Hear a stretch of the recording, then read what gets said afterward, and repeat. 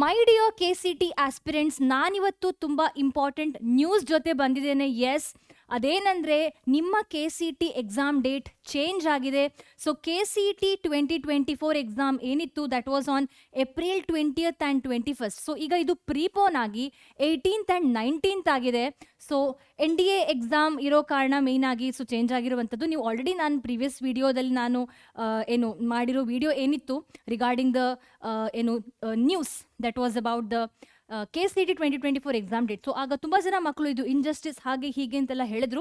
So ಹೌದು, ನಿಮ್ಮ ರಿಕ್ವೆಸ್ಟನ್ನು ತಗೊಂಡಿದ್ದಾರೆ ನೋಡಿ. In view of the NDA exams scheduled on 21/4/2024 KCT exams will be conducted on 18th 04 ಅಂದರೆ ಜನವರಿ, ಫೆಬ್ರವರಿ, March, April 18th April 2024 and 19th April 2024 Kannada language test on April 20th.